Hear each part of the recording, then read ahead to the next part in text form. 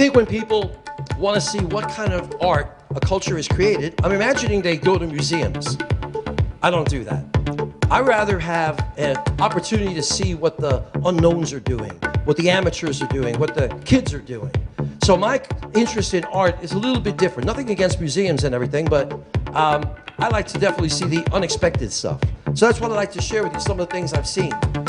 These rugs are made by a Navajo grandma named Mary Curley. She makes them to support her countless grandchildren. One of her grandchildren is named Arcadius, perfectly named, for a kid that is a genius in art.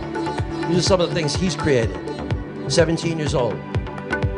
I like to go to the canyons where in the overlooks, there are artists that are selling their stuff. They sometimes will create art right on the rocks there. These are young people too, and sometimes professional adults.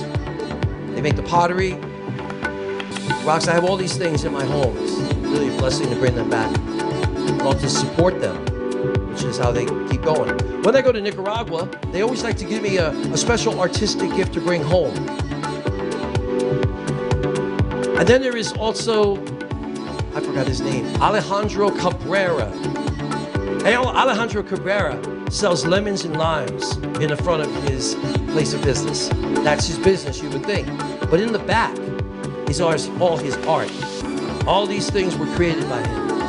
And I've been very honored to support him and to bring them home and hang them in my home, and my performance space, the vault.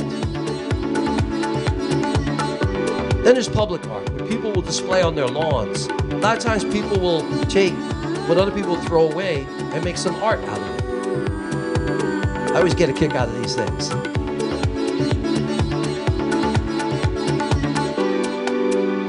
These are all from all over the country. I've seen these.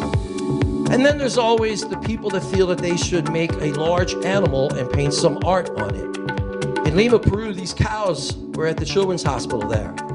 And people decided to paint these different images on them. And then throughout the United States, we do horses. I've seen these in Long Island, I've seen these in Vermont. Always strikes me as a little weird thing to do, and then just kind of sitting around all these horses. And then there's my park in Nicaragua, where we built a wall and the people couldn't wait to cover the walls with some really nice art. And a lot of it is to express bonds of friendship between our countries, which there was an awful lot of hatred in the past, but so many things are between us. For example, on the left is our national animal, a bird, and theirs. And so many of these, the flags of both countries, and just the friendship that they appreciate. They have a dictator that's always bad-mouthed in the United States, but these people are their way of expressing, there is good people in the United States that love us. And East Timor is the most poor country in the world, and they have art all over the walls of their city. Usually it's to express messages of you should get along and not kill each other.